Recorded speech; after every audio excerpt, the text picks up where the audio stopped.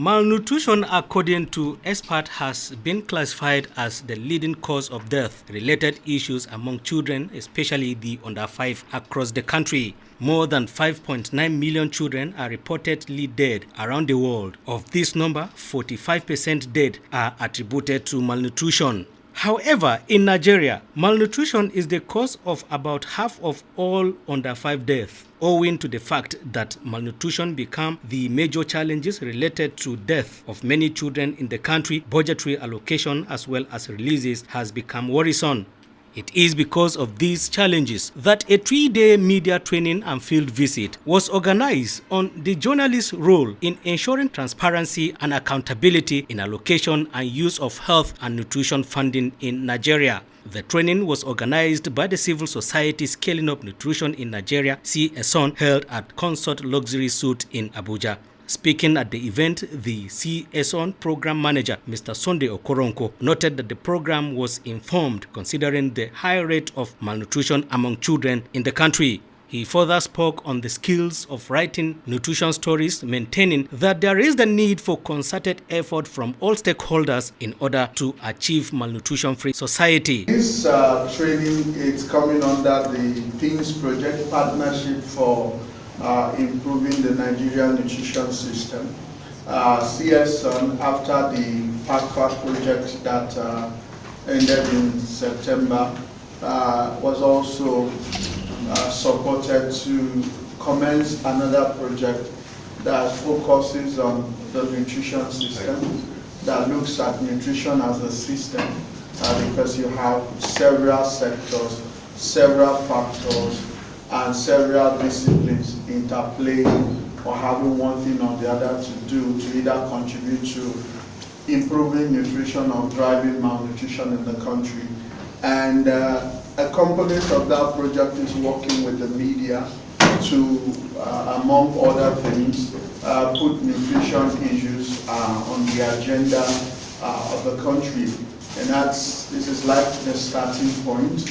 We want to, use this opportunity to bring to us what nutrition is all about, and probably see how we can tell the story of nutrition in Nigeria, from another angle that will impact on the populace and also influence policymakers to adequately invest in improving nutrition in the country.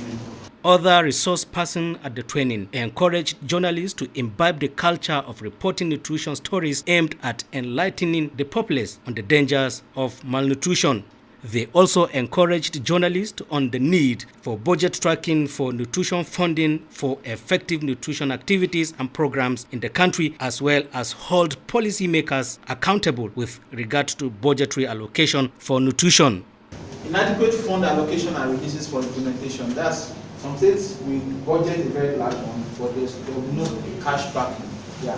So some states will even release, but it's released just so no cash to fund the activities. Limited feasibility of nutrition issues. Now, when we're doing introduction, a lot of us in the last, some people that even did story was in the past 3 months.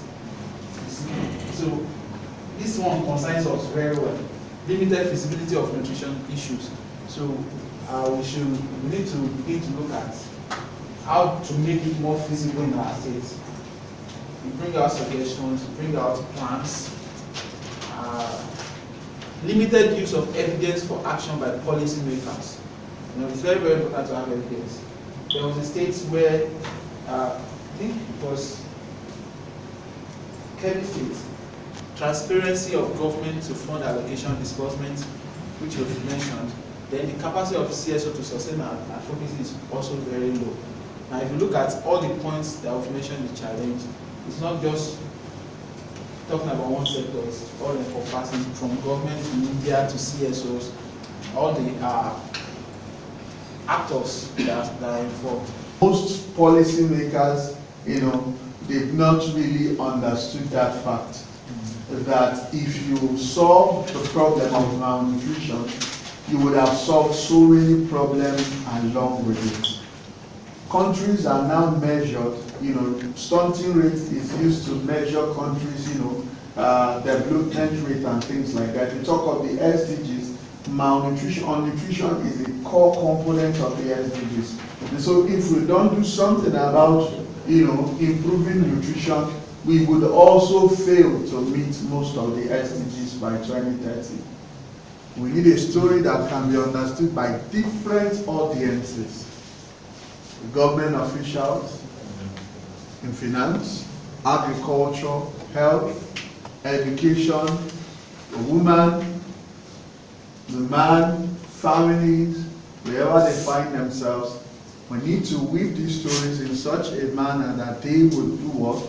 Understand and do what? And act. It's not about enough food. Yes, we know food security is important.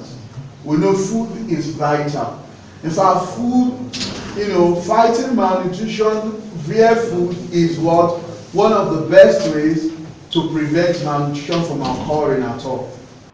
The training, however, called on government to invest on preventive measures toward addressing malnutrition rather than curative measures, which seems to be capital intensive. We need to start focusing on what? Priorities. Priorities like RICF, exclusive breastfeeding, preventive measures. That's what Nigeria needs now. If they tell you how much you spend in buying IVTF, you will weep.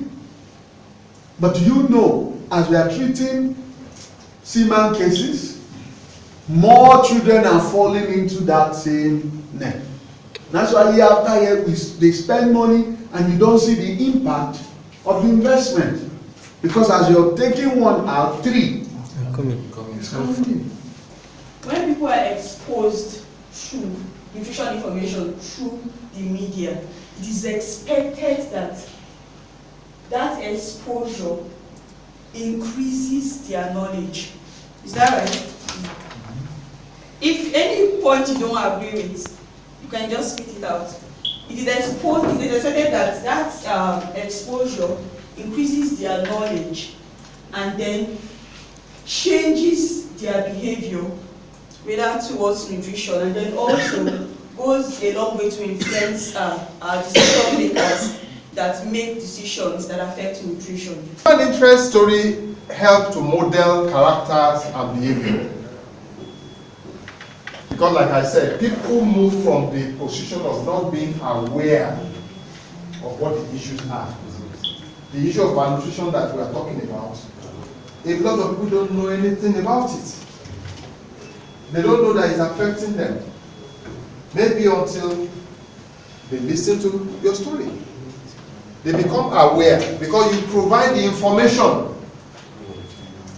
When you provide the information, people become aware.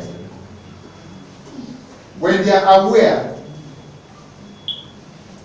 and they know that, oh, I didn't give colostrum within 30 minutes, they become concerned. After being concerned, they want to know more. Knowledge. You've done your own bits by providing the information that makes them aware and make them knowledgeable. So, by the time they are knowledgeable, they may become motivated to change. After the training session, journalists embarked on a voyage of discovery to have first-hand knowledge in respect to cases of malnutrition. Here we are in one of the Cs-Sunn center where acute malnutrition is being managed. Let me take you in to see what is happening in this very center with respect to the management of severe acute malnutrition.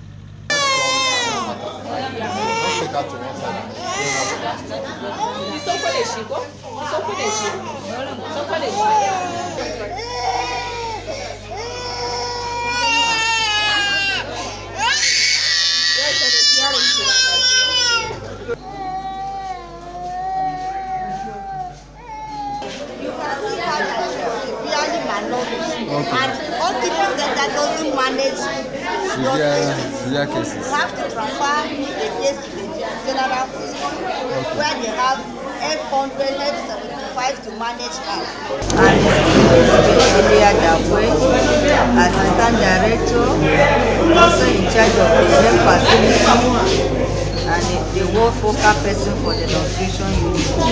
What can you say with regard to nutrition or malnutrition cases in this center? It has been challenging in the sense that the whole of Kwali area is the only place for OTP center, and the 10 political ward we have is where they refer their clients to us. So when they refer them, the procedure, they really identify, are these people severely malnourished? Are these people, can we take care of them? Or they need upper hands? Like we have the general hospital, which is for the stabilization center and the Cs-Sunn center. So those that we cannot handle, we refer them to the general hospital. Death associated with malnutrition. Yes, we do. Before the OTP center, we had about 2 that died in Kwaku. That is one of the wards in Kwale. You get RUTF. Okay. That this RUTF that we are using, say 1 million lives given to us. We requested to put our HOD heads. We personally worked and pleaded with them to give it to us. And they did with some drugs. All these drugs that we are seeing is courtesy of them. Okay. And the area council implements.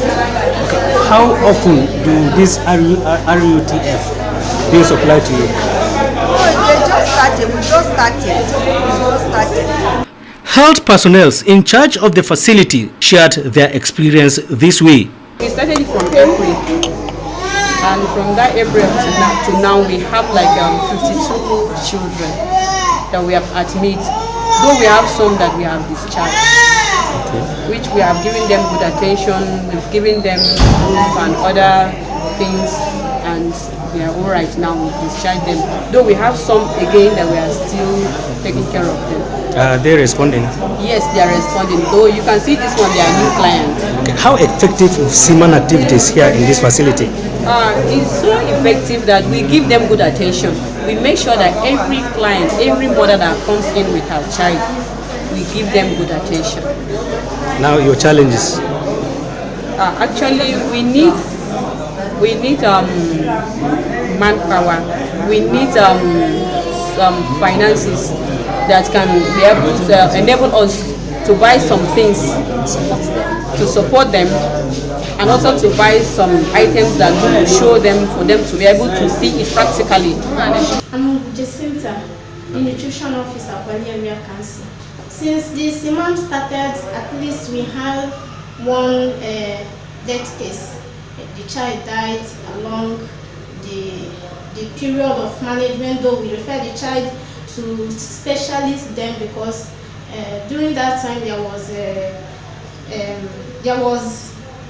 strike. So we saw the child as what we cannot manage because there was complication. We referred the child, but the mother did not go as we referred her. She diverted to local medicine. Are you faced with challenges? Yes, it's still financial challenges is what we face, because with time to time we're supposed to go for supervision, we're supposed to go to home visit. Even when they are not coming, we're supposed to reach them, we're supposed to call them, those that have phone numbers, to know why they are not, track them and follow them up. But all these things, there are challenges. To some beneficiaries who patronized the Cs-Sunn Center, commended both the government and the donor organizations for the laudable initiative and called for sustainability of the program.